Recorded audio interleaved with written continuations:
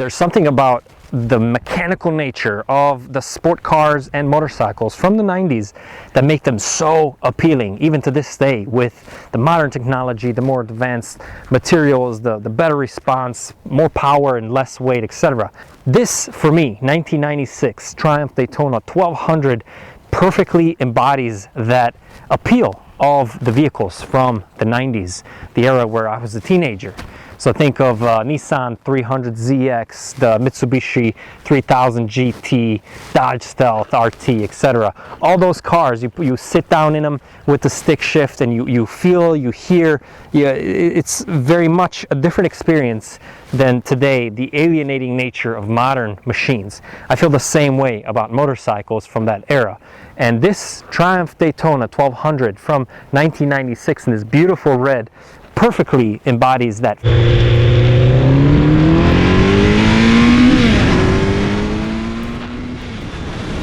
I love it. That's the bike for me. Stay tuned for an in-depth review of this bike that really you don't see very often on this side of the pond, and even when you do, there's not much information on it. So I'd like to share it with you, and also, like every other bike that I review here on Pegasus Motorcycle Tours and Consulting YouTube channel, I'll tell you how you can own this bike.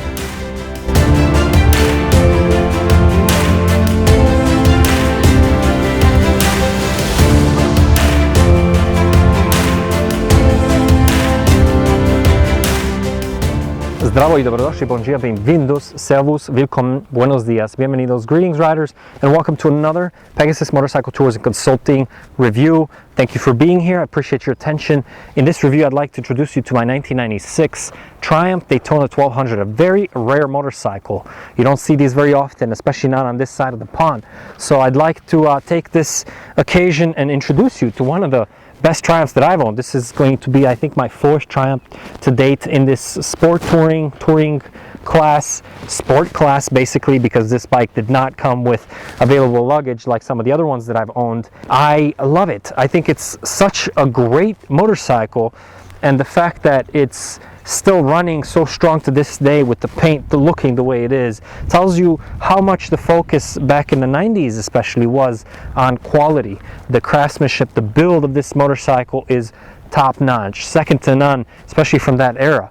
So the fact that you don't see too many of them in the States in general around the road, it's not so much the year, more so it's just a small number of production. 300 a year were produced when this motorcycle was introduced in the Cologne show, to up the ante a little bit from its 900 little brother, let's say little brother triple. This here owns a inline 4-cylinder engine pushing what, 1180. That was the largest sport engine in Europe at the time, and while all the Japanese makers were fighting for the top spot of top speed, Triumph looked at it in a different way, making a bike that was more usable for the everyday, for the long term, for more distant touring, for bigger riders who did not mind the heavier weight, pushing about 590 pounds.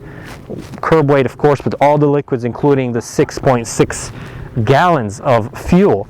So you get this fairly substantial motorcycle that's very planted, very stable, and quality components, a very grunty motor that actually, oh, there goes my mic, even though it was not really a good competitor to the bikes in its class at the time, meaning the FZR Yamaha 1100, oh no, that's 1000, the Gixxer 1100, and Honda's 1100 Beast as well. It still was able to kind of make a name for itself in that class, just in virtue of usability and the torque.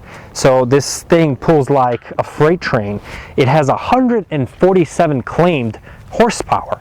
You get about 118, between 13 and 18 to the rear wheel of that, with about 85 or so foot-pounds of torque, and the bike just pulls like a monster. You don't really have to go all the way up to the 10,000 rev where it starts to go in the red. you get that, you know, between 6 and 7 is where it likes to be, and it likes to fly. This thing really appreciates long sweeping curves, you know, the occasional canyon runs, but it's a bike that I can see keeping for a long while just because it's very comfortable. Unlike the other ones in its class, it's more focused on comfort and on long distance touring, which also is why the seat is such a damn great seat. It's incredible to have a bike from 1996. We're in 2022 already, and the bike is just, I feel like I could take it anywhere. It's just so comfortable. So 300 or so were made. I think the first year was 1993.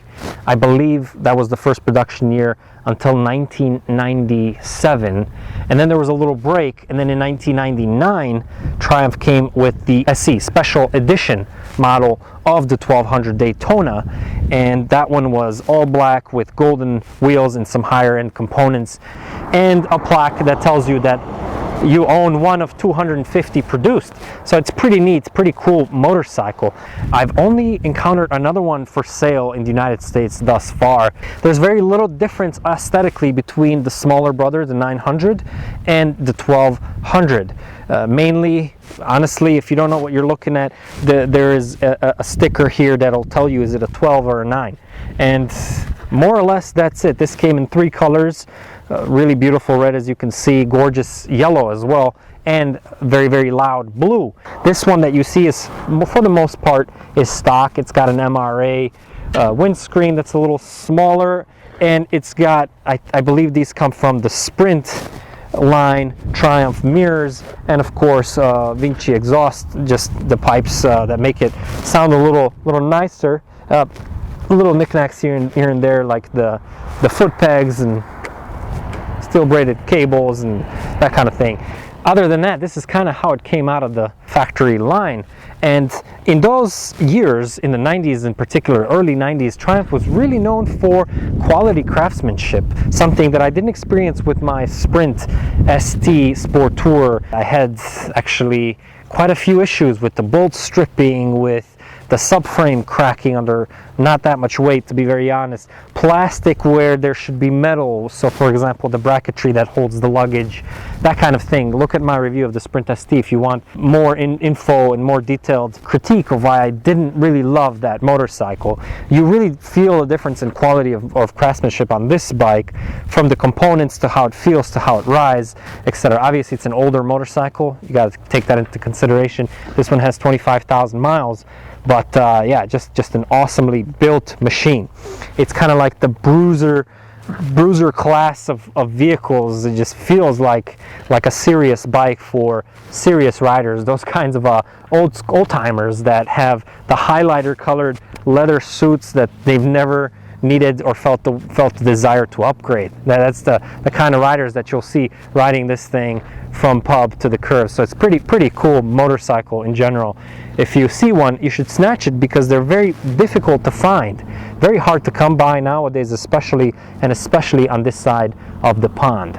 6.6 gallon massive metal tank, so you can use it with a magnetic tank bag, which I don't recommend because it'll always leave a mark on the tank, but that tells you how oriented this was to touring. As opposed to my Triumph Sprint ST, where it had the plastic tank to save weight and to prevent rust, the benefit of the metal is that it prevents the tank from expanding from heat, which affects the lettering here. The lettering would peel off from the corners because of that plastic expanding on the ST. You don't get that here. So the overall feel of the bike is, again, very industrial, very mechanical. And that arcs back to the philosophy in production of making components fit different bikes. In the Triumph line, of course, again, this is from the 900 little brother, and certain components could fit directly on the bike with not that much manipulation, and that makes the production cheaper and simpler and faster, etc. Again, this is not very different aesthetically in any case from the 900, other than obviously some important mechanical differences like an extra piston, more compression up from 10.5 to 1 to 12.2 to 1, something to that effect. Gives you that extra grunt, that extra power that this bike is known for. There were some changes to the upper end of the engine. The valve seats had a different angle. The lifters, I believe, or the guides were shorter. A few changes like that, very technical in nature, that made this engine gruntier and more enjoyable, in my opinion. For such a decently sized and weighted motorcycle, anything less than this 1200 would, I think, be insufficient. So it's really nice to be able to enjoy all the power that can be pushed out of this engine. And like I say, very industrial, very mechanical. You hear it, you hear the clicking, you hear and feel the chains moving inside, all the components of the engine moving, and I really, really enjoy it. You get a huge, beautiful view, open view here of the entire engine from the side as well, but more so from up here where it's normally hidden from view. The negative of that is just the heat. The heat of this motorcycle is serious. You're cooking. Yeah, it wants to move, obviously, so it doesn't overheat, but when you're moving, I mean, you're just sweating. Your legs are on fire. And I mean, that's also another telltale sign of the age of this motorcycle. One of my personal favorites about this motorcycle is the transmission and the clutch. The transmission is a 6-speed, beautiful, very, very good quality shifting. You can feel every gear, and you can actually hear the interiors working. I love that about the bike. It's not overtly vibrating. It doesn't transfer to your feet, but when you shift, it's extremely positive. There's no weird neutrals or anything. And at 6-speed, you're cruising at 5,000 RPM at 85 miles an hour, exactly where the bike likes to be.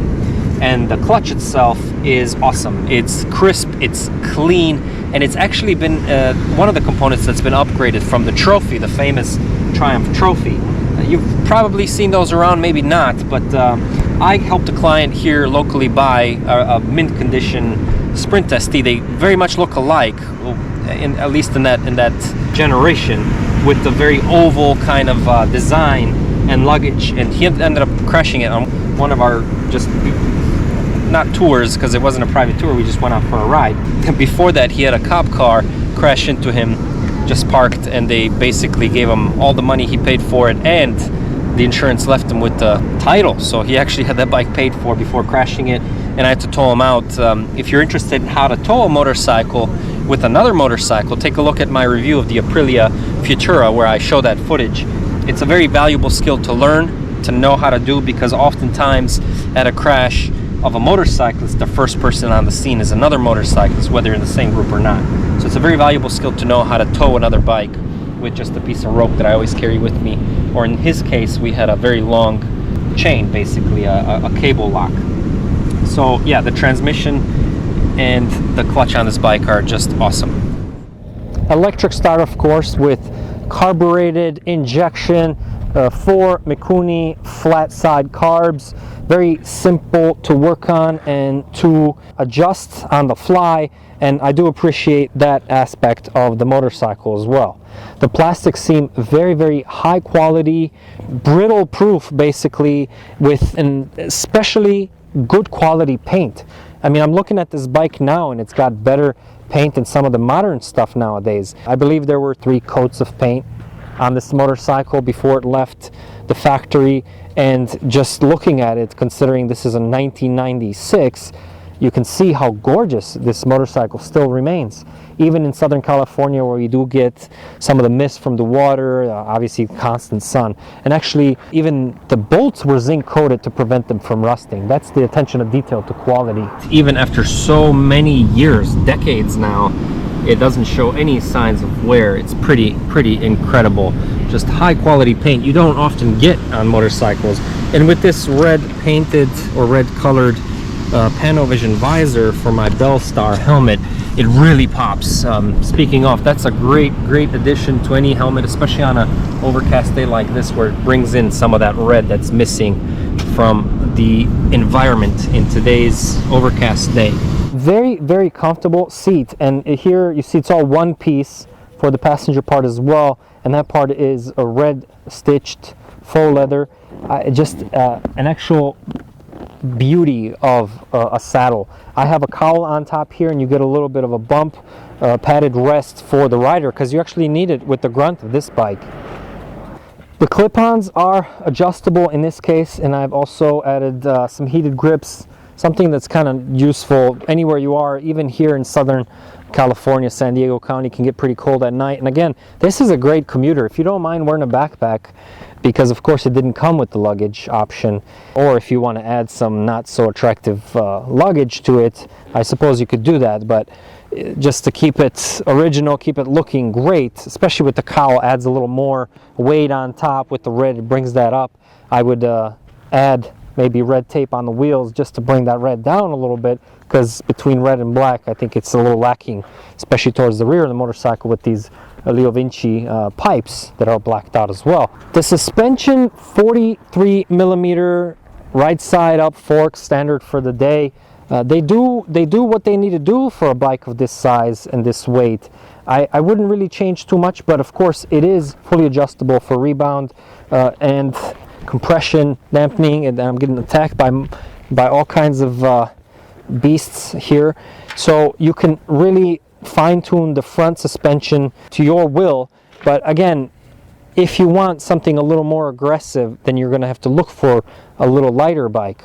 But for a more mature rider who's not really looking to push through the corners at breakneck speeds, but also doesn't really want to change class to anything that's less sporty than this, I think this motorcycle is a keeper for the long term, and build quality will support that. You do get a pass light here in the front, of course, the choke, and on the left side you do get a petcock.